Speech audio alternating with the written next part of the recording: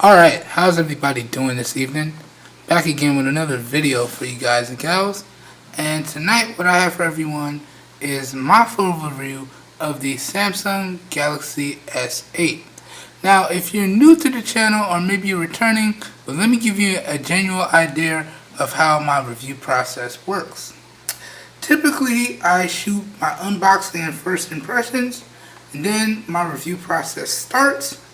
And once I feel like I got a handle on everything that I want to talk about with you guys and gals, then it's full review time. So without further ado, let's get into this full review. Now, for the purpose of this video, I got this device in a case. Because for those of you who don't know, the Samsung Galaxy S8 is a slippery beast. But that will not change any of my thoughts or opinions about this device. We just strictly got it in a case for protection and safety purposes. Now, moving on. The first thing I want to talk to you guys and gals about is the overall build quality and design of this device. Now, in terms of build quality, I have to say that this device is top notch. Now, it's made out of a glass and metal mid-frame design, but talking about the overall build quality of it, again, is top notch. All of the buttons are very tactile and clicky and give you a nice reassuring feedback. So really good stuff when it comes to the build quality. And in terms of the build quality on the S8, it is top notch. Moving on to the design, it's more of the same. This overall design is really good. It's really stunning to look at. It feels great in the hands, and it is top notch. The only downside to the design on this device, and the reason why I have it in the case, is because it is a slippery beast. And because it has Gorilla Glass 5 on every side, that means that although Gorilla Glass 5 is supposed to be extremely durable, it's made out of glass, and all it does take is one drop to shatter this bad boy. So y'all better case up and get that full protection. But other than that, the overall design is top notch. So in terms of the build quality and design, Samsung did a great job on this one. Great job indeed. Now let's keep it moving. Okay. Up next, the next thing I want to talk about with you guys and gals is the overall display on this device. Now, up front, dead center here, we have a 5.8-inch Quad HD display with a resolution of 2960 by 1440p and a screen density of 570 pixels per inch. And that's just for all the people who like to hear the numbers. Now, talking about this display in terms of daily usage, again, I have to say it is a phenomenal display and it is top notch, and using it on a daily basis has been a joy. Now, when I take it outside, I generally keep it between 50% brightness and 70% brightness depending on what I'm doing outdoors. Indoors, I tend to keep this bad boy at 30% brightness and it works without issues. So again, the display is top notch and I haven't had any problems. Now, let's dive a little bit deeper into the hardware and the software on this device.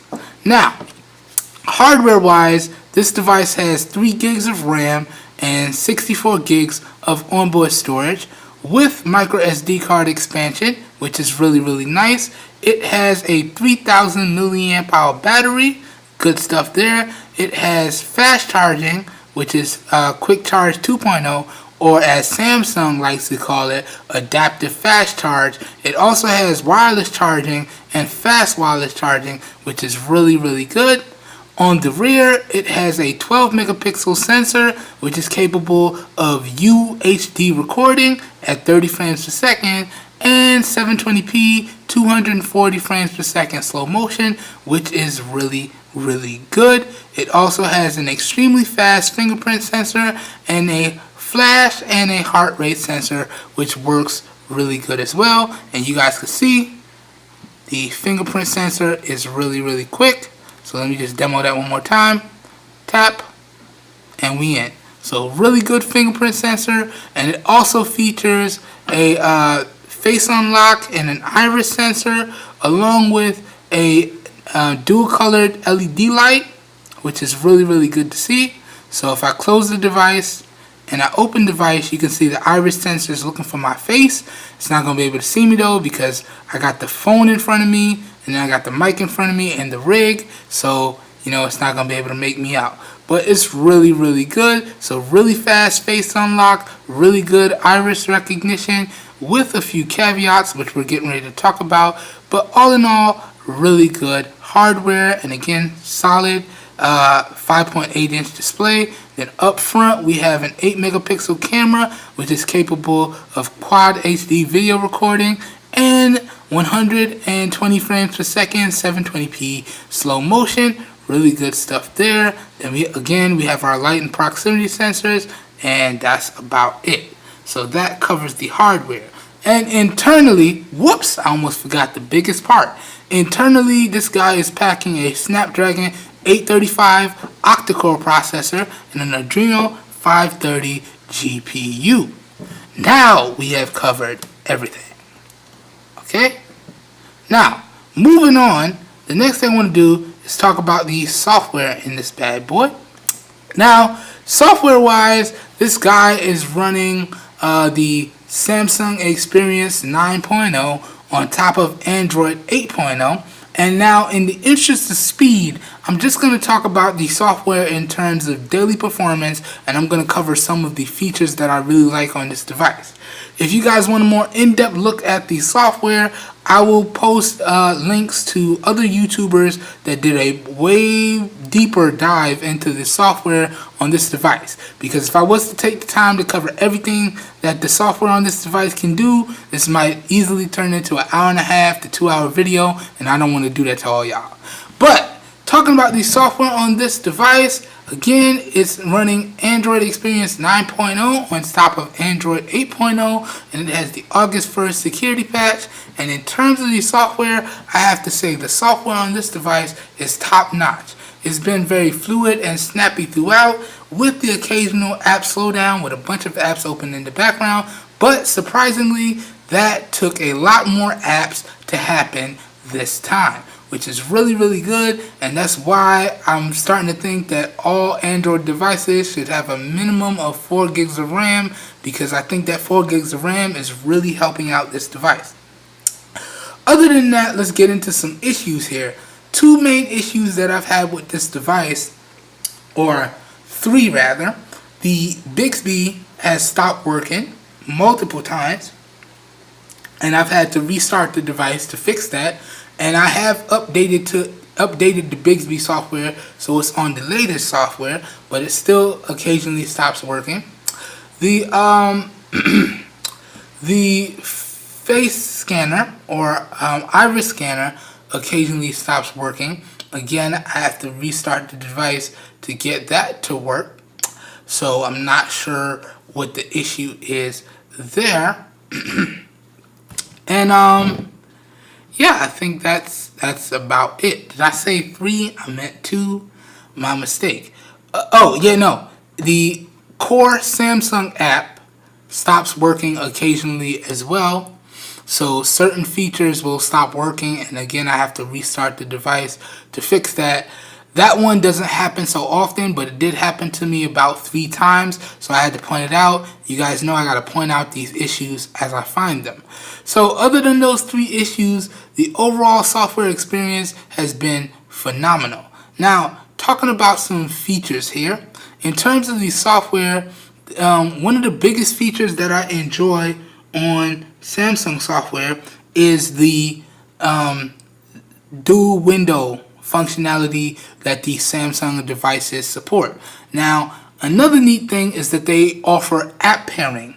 So you can pair up 2 apps and put them on your home screen, as you see here. And as soon as you tap them, it will launch into dual window mode. Now, this is really nice, and I use this on a daily basis, and it's one of the core features that I love about Samsung devices. Okay? Other than that, another neat feature that I like on this device is the always on display. And this always on display is fully customizable and very interactive, and you could do things like change up watch faces, add custom backgrounds, so on and so forth, and it's really nice. Okay, alright, and we already went over the fingerprint sensor and all that good stuff. All that stuff is very nice on this device as well. Other than that, there's not really too many other features that I use on this device. And again, in terms of the daily performance for the software, it has been really good. So in terms of hardware and software, this device is top notch. Now, moving on, the next thing I want to talk about with you guys and gals is the overall Wi-Fi performance on this device. And now, in the interest of speed, I know I typically do a Wi-Fi performance test, but I've decided to get rid of the Wi-Fi performance test, and in its place, we're going to provide a solid speaker test for you guys. Bixby, didn't nobody call you? Chill. So, man, look, chill out. She comes and goes. But that being said, so we're not going to have a dedicated Wi-Fi test, but take my word for it, guys. The Wi-Fi on this device is extremely good, as I get a low battery warning. I've been doing a lot today, and you can see it for yourself right there. I'm getting really good Wi-Fi speeds, and in terms of Wi-Fi, we have Wi-Fi 802.11, BGNN, and AC on this device, so that means you can take advantage of your 2.4 gigahertz band or your 5 gigahertz band, as long as you have a router that supports that. But again, in terms of the Wi-Fi, take my word for it, it's top notch.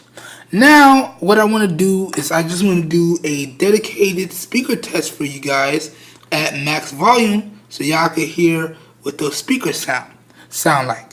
Now, what I've went ahead and done is I went to the YouTube studio, I went to the creator portion of the YouTube studio, and I went to the copyright free section in the creator portion of the YouTube studio, and I've downloaded some music that YouTube deems is safe to use for YouTube videos, okay? So, that's what I'll have featured in the videos from now on, and they tend to update that list on a monthly basis, so I should have a bunch of music to use for my YouTube videos from this day forward. So that being said, I'll still provide all the credit to the artists down below in the video description, as I always do. Now, I went ahead and maxed out the volume already, so you guys and gals sit back, relax, and enjoy the speaker sample. And then after that, I'm going to give y'all my thoughts on how I feel about the speakers and the speaker placement. So enjoy, everybody.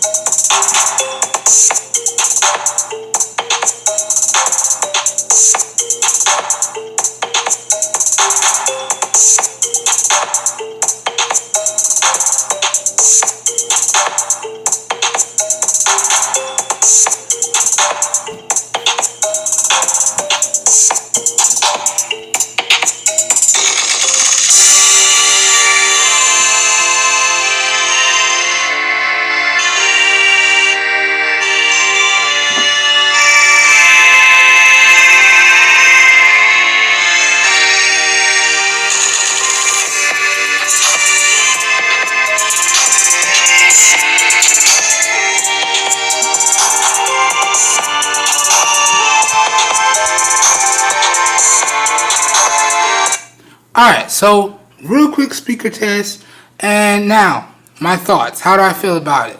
Well, overall, I have to say that the speaker on the Samsung Galaxy S8 is really good, but it does have a few downsides. One of those being the speaker placement. A bottom firing speaker is the last thing I want to see on a flagship or supposedly flagship device.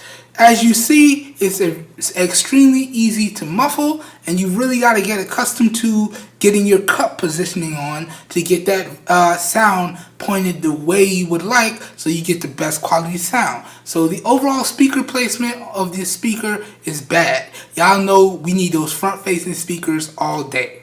Other than that, at lower volumes, the speaker tends to be extremely quiet, and I found that you really have to keep it 75% or higher to get the best performance out of the speaker.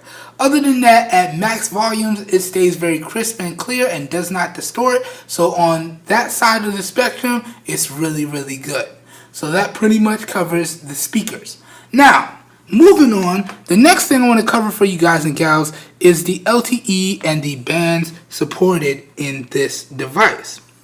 Now, talking about the LTE and the bands, this particular model of the Samsung Galaxy S8 is the 950U, and it is the globally unlocked version of the Samsung Galaxy S8. So it has all of the bands for all of your major US carriers and all of the bands for your GSM US carriers as well, and it will work on all GSM carriers outside the States as well. So all you have to do is make sure that your carrier supports these bands and you should be good to go. Now, in case you can't see it, I'll also pop up a screenshot of it in the video so y'all can get a better look. But in terms of the band support, I have to say that this device is really, really good. Now, in particular, I tested this device on Straight Talk, which is using Verizon's towers, and it worked really good. And I also tested it on T-Mobile, and it worked really good. As long as I was in a good coverage area, I didn't have any problems. So in terms of the band supported in this device, it is top notch. Now let's keep it moving. Up next now, let's talk about the Bluetooth in this device. Now, Bluetooth wise, this device is touting Bluetooth 5.0 connectivity in it, and I gotta say, in terms of the Bluetooth performance, this device performs top notch. Now, another feature that sets this device apart from other devices with Bluetooth 5.0 in it is that this device gives you the ability to dual pair two Bluetooth devices at one time. And let me tell y'all what I did with that feature. Alright, now you guys know I've reviewed a bunch of Bluetooth products on this channel, a bunch of Bluetooth headphones, earphones, speakers, so on and so forth.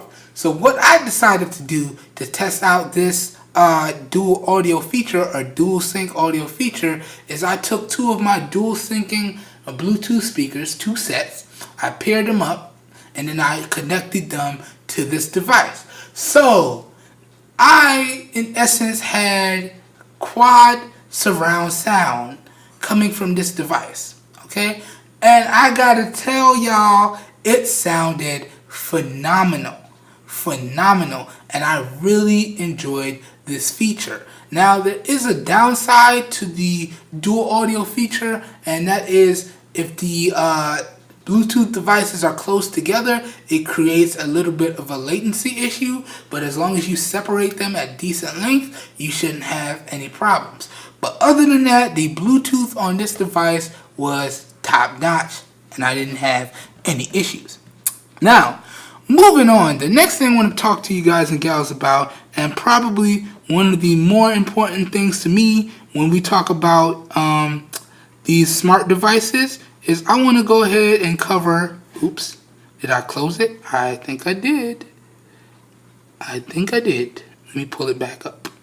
I want to go ahead and talk to you guys and gals about the overall GPS performance in this device. So I took a screenshot here of the latest one, and I gotta tell you guys, in terms of the overall GPS performance, this device performs beautifully. Whether I was doing things like turn-by-turn navigation or geocaching or using any app that needs to take advantage of the GPS, it worked without issue, and it locked on within seconds, and things like turn-by-turn navigation worked flawlessly. And that's very important for me in particular because I am very GPS dependent. So when I'm looking at a device that I want to make my daily driver, I needed to have a solid GPS in it, and I'm very happy to report the GPS in this device is top notch. So really good stuff there. Now, let's move on. The next thing I want to talk to you guys and gals about is the call quality and the speaker call quality. So, talking about the call quality through the built-in receiver on this device, Keep in mind again, I used it on Straight Talk Verizon and T-Mobile. And as long as I was in areas with good reception, calls worked without issues. Whether I was using the built-in receiver or using the speaker on this device, it was beautiful. Callers didn't have any problems hearing me, and they said I was very loud, crisp, and clear throughout. But one thing that was exceptionally good was the speaker calls on this device. They were really, really loud and really crisp and clear. And one of the nice things that I like about Samsung devices is that they have a speaker boost function when you're taking phone calls that maxes out the speaker while not losing any clarity or distorting. So that was a really nice touch, and I feel like more devices need to have that speaker boost when you're taking phone calls. So in terms of call quality and speaker call quality, this device again is top notch indeed. Now moving on, this would be the portion of the video where I talk about the cameras and the camera quality, but I went ahead and did a separate dedicated camera video where I covered everything that this camera can do. I went over the whole camera interface and I gave y'all my thoughts and opinions about the cameras in general, along with a bunch of photo samples and a bunch of video samples as well. And I'll go ahead and put a link to that up there or down below in the video description, so feel free to check that out. And it is a little long, but everything is time stamped, so you guys go ahead and jump around to the parts that you want to know about the camera and, you know, enjoy that. I work hard on that, so I hope you guys check it out and give me your feedback, as well as if this video runs longer than 45 minutes, I'll go ahead and timestamp this video as well, so y'all can jump around to the different areas that y'all would like to know about this device. But spoiler, the cameras are top notch. Now, moving on, the next thing I want to talk about is the overall gaming in this device. Now again, I went ahead and did a separate dedicated gaming video. I'll go ahead and put it up there, and again link it down below in the comments for you guys to check out. But in terms of the gaming, now I tested pretty much everything I consider good. So that ranges from games like Asphalt 8, Fruit Ninja, Subway Surfer, Asphalt 9, and you can see Mortal Kombat X. And I kept Asphalt 9 and Mortal Kombat X on the device, and it runs games phenomenally. So in terms of the gaming performance, it is top notch. Now one thing that I do want to point out, after extended gaming sessions, I did notice that after about an hour, maybe an hour and 20 minutes, the back of the device did get hot, particularly right about here and right around the camera and fingerprint sensor, but it did not impede the overall gaming performance. The games ran without issue and I didn't have any problems, no skips, no stutters, no drop frames. Alright, so all in all, the gaming performance on this device is top notch. Again, feel free to check out the gaming performance video to see for yourselves. Alright, now, moving on. The next thing I want to talk about with you guys and gals is the benchmarks for this device. And, you know, I really don't like benchmarks anymore, because what really matters now is the overall combination of hardware and software, which equates to a smooth and fluid user experience. There used to be a time where I like to see the raw performance numbers, but pretty much now these devices are getting really good, and regardless of what the benchmarks say, as long as the manufacturers have done their job correctly and you get that smooth and fluid user experience, it really doesn't matter what the benchmarks say. But that being said, I know there are people that like to see the raw performance numbers, so let's go ahead and run through this real quick. So you can see this is the 3D Mark Ice Storm Unlimited test, and it's the Samsung Galaxy S8 scored a 38,511, which is top notch for this benchmark. Then this is the Antutu benchmark score, and you can see it scored a 200,668, which is top notch, and this is right up there with the Essential phone, which is what I was expecting because they got the same exact chipsets in them. So it is what it is. Now, moving on, we already covered the GPS. This is the Geekbench 4 benchmark, and you can see it scored a single core score of 1,847 and a multi-core score of 6,455. And I did indeed verify that it is running Android 8.0, and it is on the August 1st security patch. So good stuff there, really good speeds. Now this is a little bit of an older benchmark, but I still like to include it because of how it taxes the CPU and GPU and really gives you a nice quality score on how they perform. So this is the Volemo metal test, and as you can see, it ran through the test and it actually maxed out the test and scored top of the charts with a 3,205. Alright? And this is the Volemo multi-core test, and once again it did the same thing and maxed out the test and it scored top of the charts with a 3,633, which is really good stuff. I usually don't see that high of a score on this test, but there it is, first time for everything. Now, this is the DiscoMark multitasking benchmark, and as the name implies, this lets you load up any app that you want, and then the benchmark will cycle through those apps and spit out an average time for each individual app and an average time that your whole device took to get through all those apps. Now it runs through those your selected apps an average of 5 times and then spits out an average score for the individual apps and all the apps all together. And in general, I just put in the apps that I use on a daily basis. So on average, that's about anywhere from 17 to 21 apps, and I loaded them in here and I ran through the test, and you can see it scored an average time of 5 seconds .042, which is really good.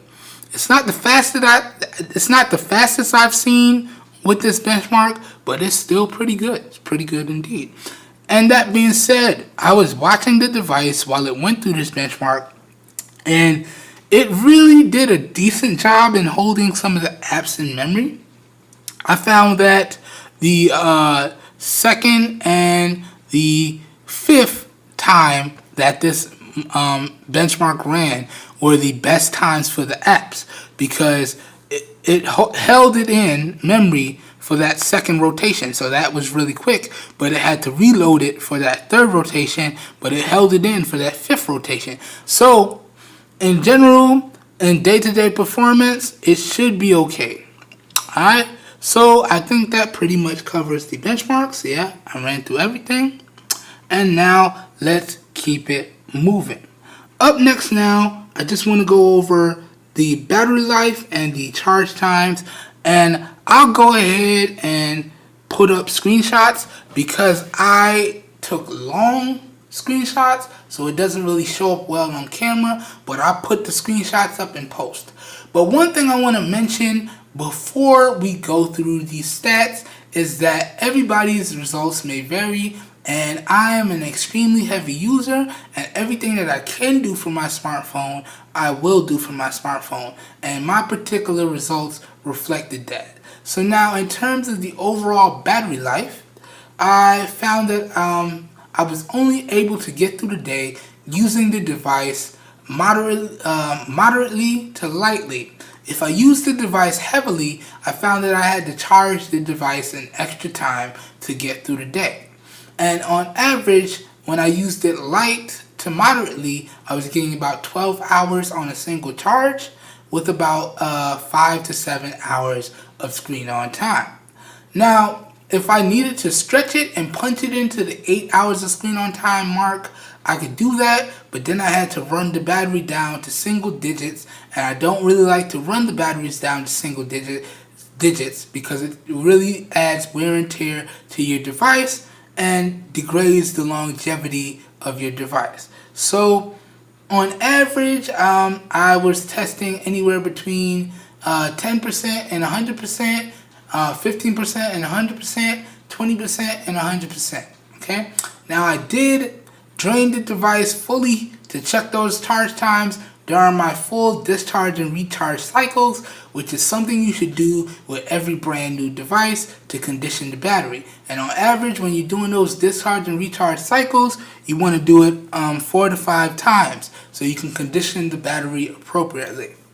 But that being said, I did manage to eke out extra battery life punching into that 8-hour screen on time by adjusting the display resolution.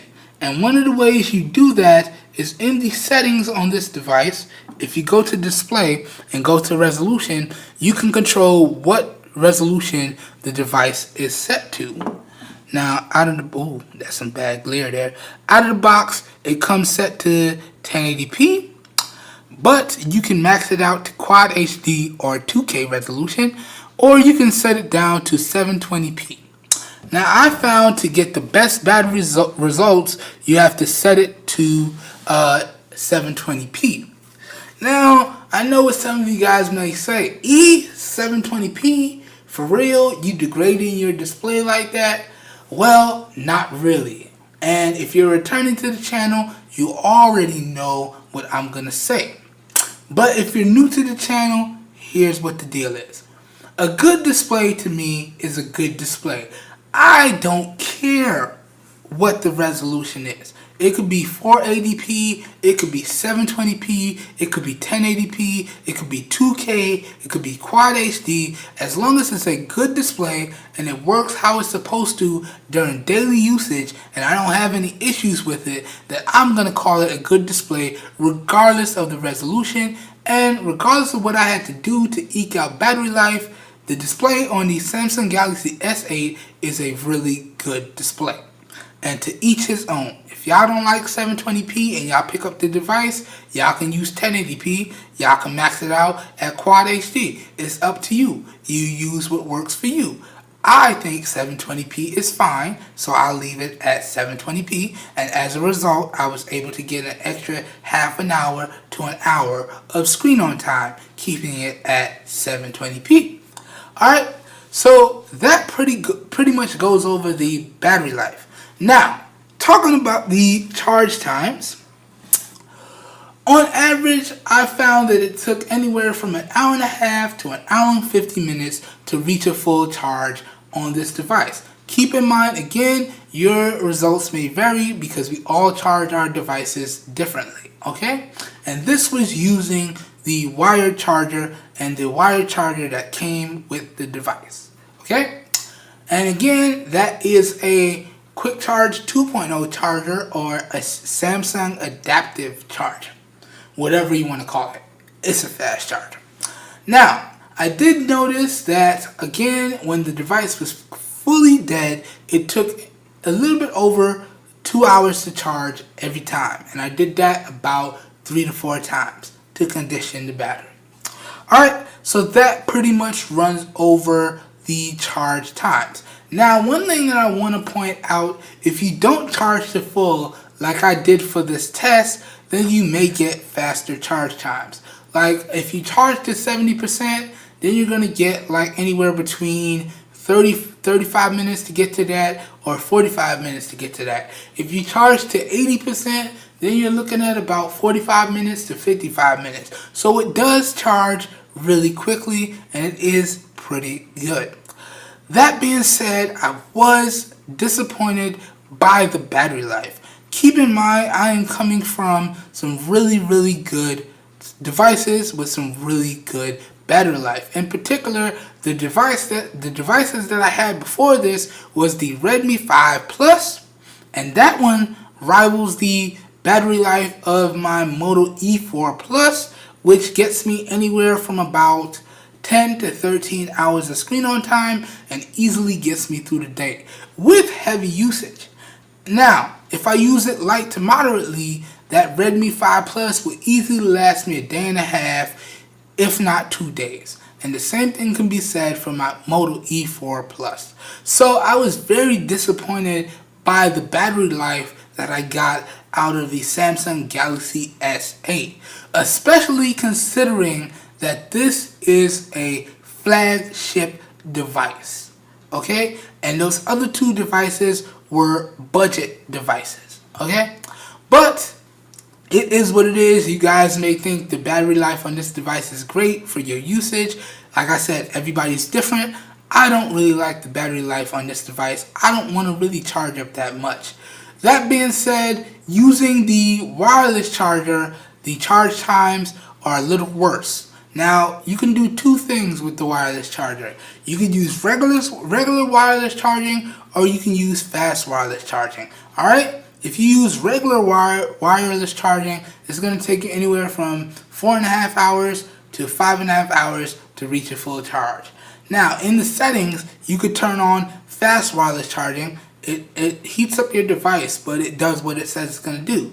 If you charge your device using the fast wireless charging, then you're going to charge up and it's going to take anywhere from 2.5 hours to 3.5 hours to reach a full charge. So my recommendation is that you pick up a wireless charger and you set it up by your nightstand and you leave it on the normal wireless charge, and at night when you go to bed, put your phone on there, and when you wake up in the morning, it's going to be fully charged, okay? So if you go to bed at like 10:30 and you get up at like 5:30, come 5, it'll be fully charged, so when you wake up, it'll be good to go. If you go to bed at 12 and you wake up at 6, 5:30ish, again, it's going to be good to go. So that's my recommendation. This way you're not charging as much. But still, the choice is up to you. Whether you want to use the wired charging or the wireless charging, it's completely personal preference.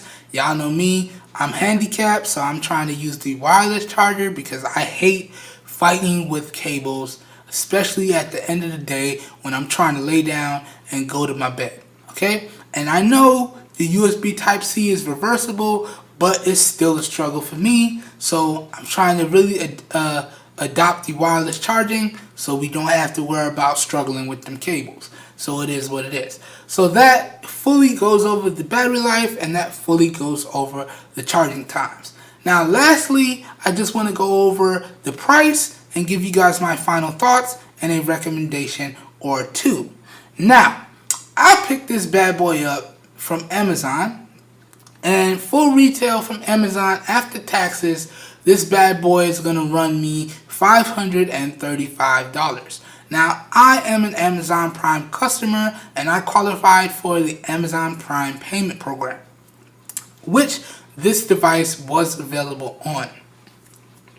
As of the recording of this video, it's no longer available on the Amazon Prime payment program, but y'all check back because those things pop up and disappear on a regular basis.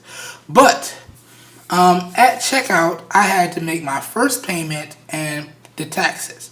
So out the door, I paid $135.42, and I make $100 a month. I make $100 a month payments for 5 months. Now it's actually 4 months because you make that first payment and the taxes, and then you do those 4 other payments monthly. Okay, so talking about getting this device on payments, if you do it through your carrier, I think AT&T, they have a 18-month program and a 36-month program, and it's going to run you anywhere from about $18 to $24. Sprint has a monthly program that runs 24 months to 36 months, and it's going to run you anywhere from about $9 to $24. And the last two, T-Mobile and Verizon, have a monthly payment program that is 24 months, and that's going to run you anywhere from $24 a month to $30 a month. Okay, one of the caveats that I want to point out with these carrier things though is that, and it's a good thing, when you do this with your carrier, you do get the device protection.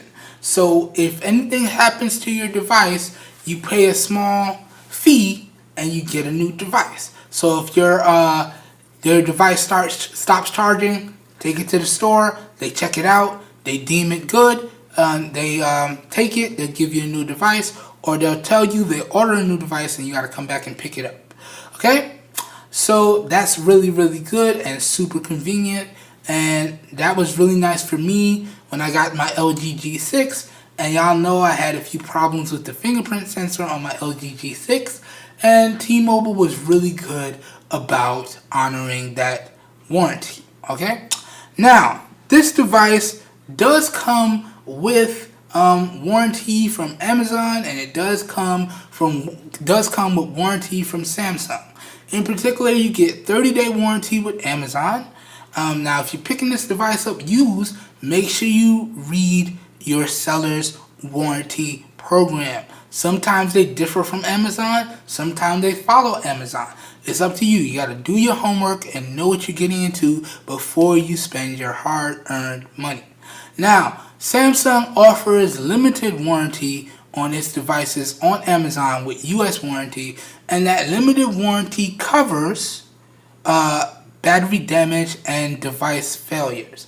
Okay, so that doesn't cover drops, and that doesn't cover water damage, and that limited warranty is only from a year from your purchase. Okay, and I recommend that if you purchase this from Amazon, like I did, you go in and you register for that warranty and you keep your proof of purchase, because if you run into any issues where you may want to redeem that warranty, they're going to need your proof of purchase before they do anything.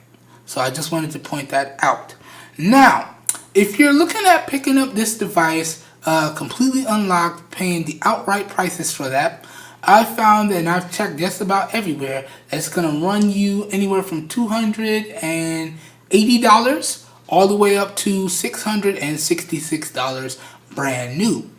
Now, and that's picking up from Amazon, eBay, Best Buy, Swappa, so on and so forth.